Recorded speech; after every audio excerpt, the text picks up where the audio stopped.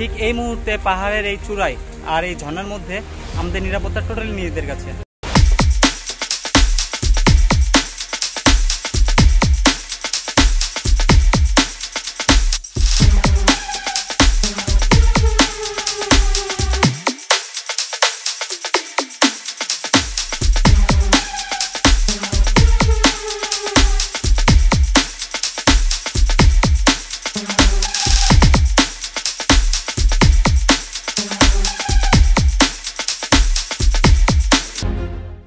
ঝরঝরি ঝর্ণা চট্টগ্রাম জেলার সীতাকুণ্ডে অবস্থিত একটি জলপ্রপাত। এই ঝর্ণাটি চন্দ্রনাথ পাহাড়ের খুব কাছাকাছি অবস্থিত।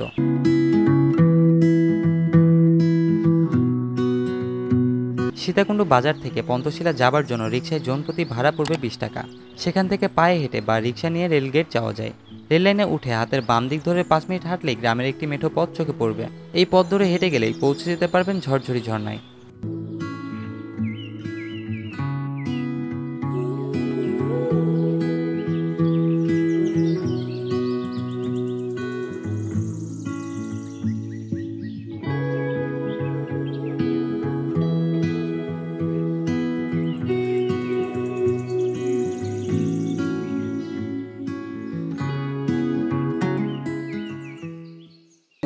দোকান দিয়ে বামে দোকান লোকজন আছে। ফাইনালি এখানে একটা স্থানীয় মানুষের সাথে দেখা হলো, যে আমাকে আশ্বস্ত করলেন যে আমরা ঠিক রাস্তাতেই আছি, আর এই রাস্তা ধরে এগিয়ে গেলে সামনে একটা রেতি দেখতে পারবো, যাকে আমাদের ভাষায় টং বলে। তো এইখানে যাবার পরে হাতের বাম দিক দিয়ে যে রাস্তাটা আছে সেটা ধরে এগিয়ে গেলে আমরা আমাদের কাঙ্ক্ষিত স্থান অর্থাৎ ঝরঝরি ঝর্ণায় পৌঁছাতে পারবো। তো একটা ব্যাপার যে সময় কতক্ষণ লাগবে, যখন সময়ের ব্যাপারটা তাকে আমরা জিজ্ঞাসা করলাম, তো তিনি বললেন যে সময় হচ্ছে আমাদের গতির উপর নির্ভর করবে। যদি আমরা আস্তে ধীরে যেতে থাকি তাহলে হচ্ছে 1 ঘন্টার মতো সময় লাগবে। এই ঝর্ণাটি সাবমিট করতে আমাদের সময় লেগেছিল 5 ঘন্টার মতো। তবে 1 ঘন্টা ট্রেকিংয়ের পরে আমরা প্রথম ঝর্ণাটি পেয়েছিলাম।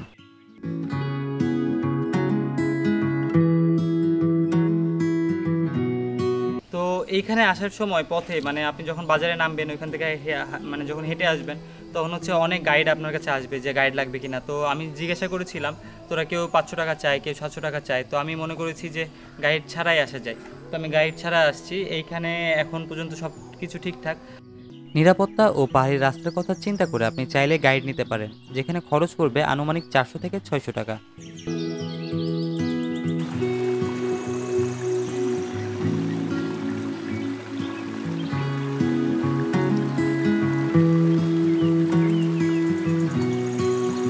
গ্রামের আঁকাবাঁকা মেঠো পথ পার হলেই চোখে পড়বে ঝিরিপথ।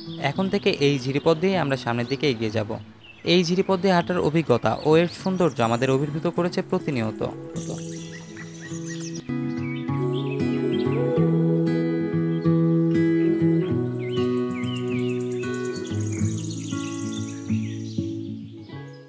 এখন দেখতে পাচ্ছেন আমরা এই রাস্তা ধরে আসলাম, আর হচ্ছে এইখানে সোজা একটা চলে গেল রাস্তা, আর বামে ছোট্ট একটা হচ্ছে রাস্তা রয়েছে, মানে চিকন, অনেক সরু।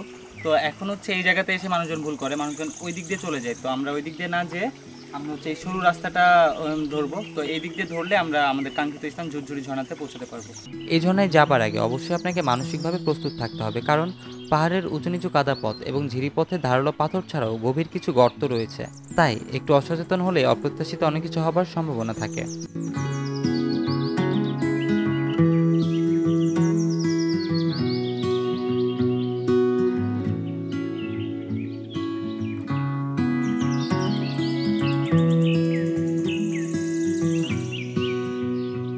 অবশেষে কিছু টুরিস্ট আমরা দেখতে পাচ্ছি যারা হচ্ছে ব্যাক করতেছে। তো তাদের কাছ থেকে অভিজ্ঞতা জানতে চাইলাম। তো তারা বলতেছে কেউ 2-3 বার পড়ে গেছে।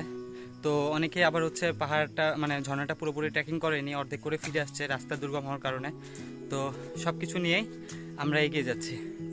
এই ঝর্ণাটি সীতাকুণ্ডের অন্যান্য ট্রেলের তুলনায় তেমন একটা পরিচিত নয়, তাই এখানে টুরিস্টদের আনাগোনা খুব একটা নেই। নির্জনতা ও নিরিবিলিতে সময় কাটাতে চাইলে এই ঝর্ণাতে আসতে পারেন আর সংগ্রহ করতে পারেন এক রোমাঞ্চকর অভিজ্ঞতার।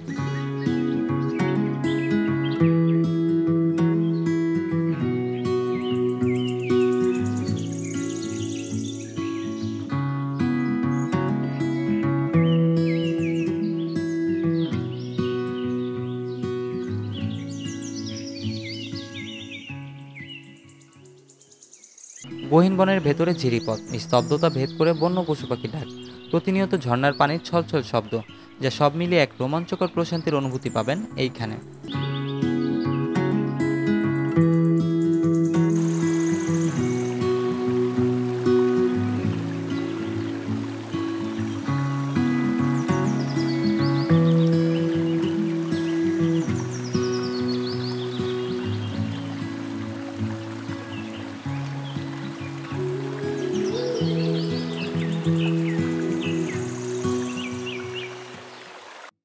জায়গাটা নিঃসন্দেহে অনেক সুন্দর একটা জায়গা, তাতে কোনো সন্দেহ নাই। আর হচ্ছে এই ঝিরিপথ দিয়ে আসার সময় আবার আমাদের সামনে দুইটা পথ আসলো ওয়াই শেপের, একটা হচ্ছে এই ঝিরিপথ আর একটা হচ্ছে এই ঝিরিপথ।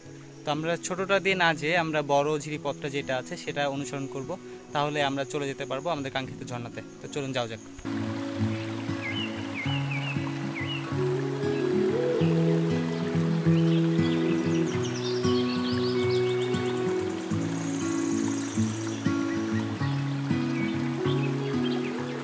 একটা জিনিস সাবধান থাকবেন, এখানকার হচ্ছে গ্রামবাসী মতে যে এইটাই হচ্ছে একমাত্র প্রবাহ, মানে পাহাড় থেকে যে ঝর্ণাটা আসে এটা একমাত্র প্রবাহ। তো আকাশে যদি মেঘ থাকে আর যদি বৃষ্টি শুরু হয় হঠাৎ করে এই পানিটা হচ্ছে অনেক বেড়ে যায়, তো যার কারণে অনেক সমস্যায় পড়তে হইতে পারে, বা আপনাকে হচ্ছে আপনি হাঁটতে পারবেন না ঠিক মতো, বের হতে পারবেন না।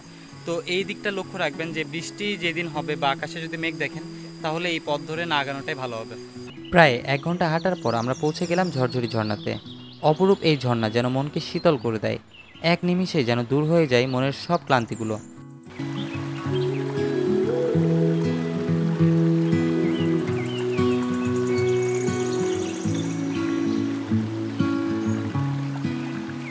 সাধারণত ঝর্ণাগুলো বর্ষা মৌসুমে তাদের যৌবন ফিরে পায়, বৃষ্টি হবার কারণে এই ঝর্ণাও যেন অপার সৌন্দর্যে রাঙিয়েছে নিজেকে।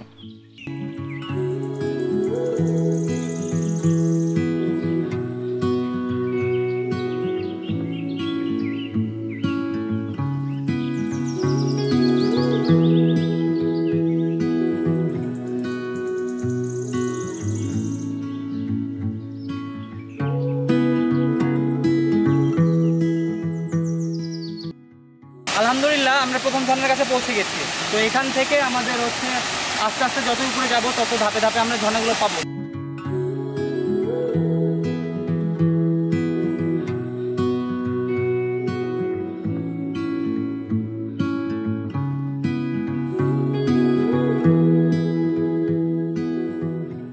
তো দেখতে পাচ্ছেন অনেক পথ অতিক্রম করে আমরা ঝুরঝুরি ঝর্ণার দ্বিতীয় স্টেপে পৌঁছাইছি। হ্যাঁ, তো এইখানে অনেক সাবধান থাকবেন, কারণ এইখানের যে পাথরগুলো সেটা অনেক পিচ্ছিল। আর এরপরে দেখা যাক যে আমরা তৃতীয় স্টেপে পৌঁছানোর চেষ্টা করব।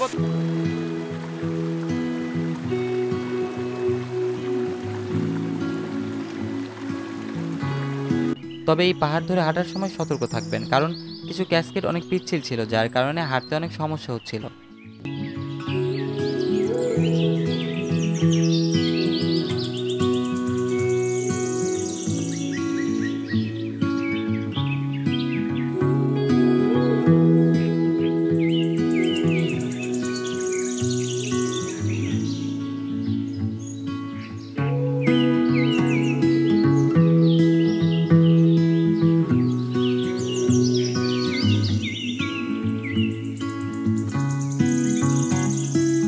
আমরা এই ঝর্ণার তৃতীয় স্টেপের কাছাকাছি চলে আসছি। তো তৃতীয় স্টেপে যাইতে হইলে আমাদের ওই নিচে নামতে হবে।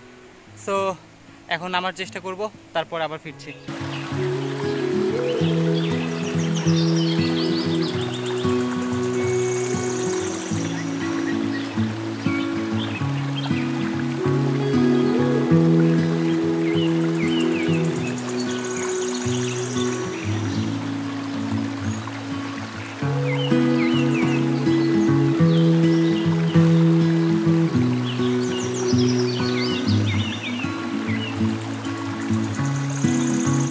তো দেখতে পাচ্ছেন আমরা চতুর্থ স্টেপে পৌঁছে গেছি, আর যতটা স্টেপ পৌঁছাচ্ছি তত কৌতূহল বেড়ে যাচ্ছে যে পরের স্টেপে কি আছে। ঝরঝরি ঝর্ণার পাশ দিয়ে পাহাড় বেয়ে উপরে উঠে গেলেই চোখে পড়বে আরও কয়েকটি ক্যাসকেড।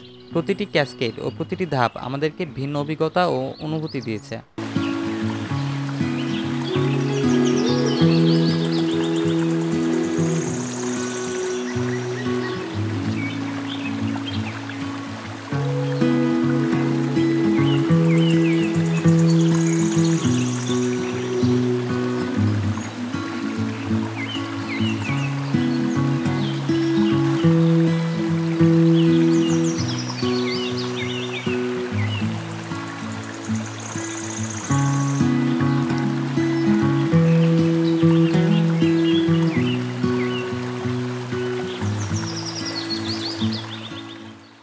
সো চতুর্থ স্টেপের যে ঝর্ণা প্রবাহ সেটা ধরে আমি সামনের দিকে এগিয়ে এসেছি। আর এখানে আসার পরে দুইটা জিনিস কাজ করছে, একটা হচ্ছে ভালো লাগা, একটা হচ্ছে ভয়। ভালো লাগাটা হচ্ছে যে এত সুন্দর একটা জায়গা, এই যে এত সুন্দর একটা পরিবেশ, ঝর্ণার শব্দ, পাখির শব্দ, আর চারপাশে কত সবুজের সমারোহ, তো এটা অবশ্যই আপনার মনকে ভালো করে দেবে। আর ভয় যেটা কাজ করছে সেটা হচ্ছে যে আমি এখন পর্যন্ত কোনো মানুষকে দেখতে পাইনি এই সাইডটায়, একজনও নাই। মানে হচ্ছে আমি যে একটু কথা বলবো বা হচ্ছে রাস্তার জন্য জিজ্ঞাসা করবো, এরকম কাউকে আমি পাই নাই। তো এই জন্য কিছুটা ভয় কাজ করছে। তো আপনারা যদি গ্রুপ করে আসেন এখানে 4-5 জন একটা গ্রুপ, তাহলে হচ্ছে এই ভয় লাগাটা কাজ করবে না।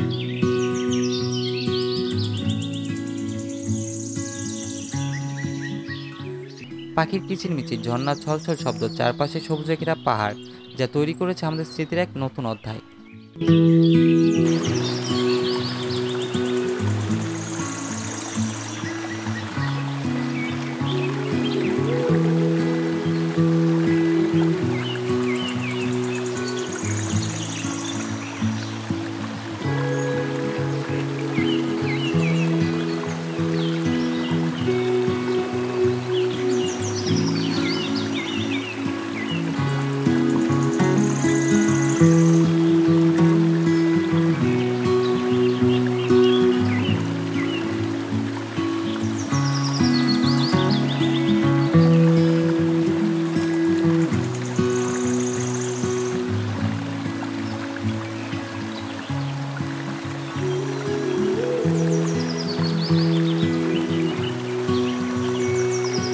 প্রথম ঝর্ণা থেকে আরও প্রায় 1.5 ঘন্টা হাঁটার পরে আমরা পৌঁছে যাই আরও একটি ঝর্ণায়, যা মূর্তি ঝর্ণা নামে পরিচিত।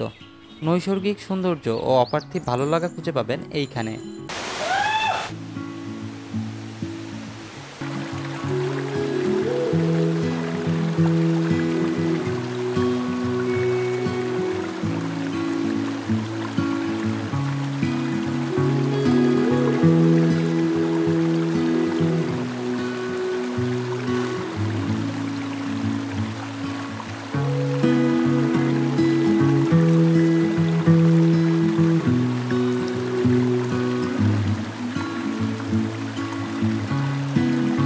এই মূর্তি ঝর্ণা পার করে পরের স্টেপে আরও একটি ঝর্ণা রয়েছে।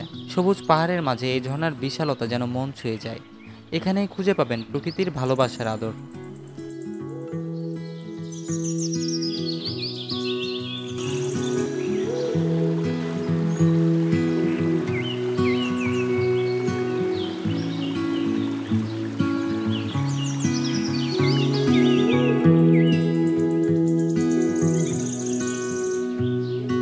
ঝরঝরি ঝর্ণা থেকে নামার পরে স্থানীয় কিছু মানুষদের সাথে আমাদের কথা হয়।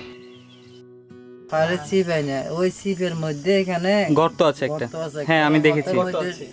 ঢুকে গেছি। ওইখানে ওরকম ইমার্জেন্সিতে থাকলে, ইমার্জেন্সিতে কেউ যদি আটকে যায় তখন কি মানে করবে? তখন কি হয়ে যায়, রশি আছে, রশি ধরে উঠবে। ওখানে একটা ইয়েও দেখেছিলাম, শিকড় আছে, ওই পর্যন্তই।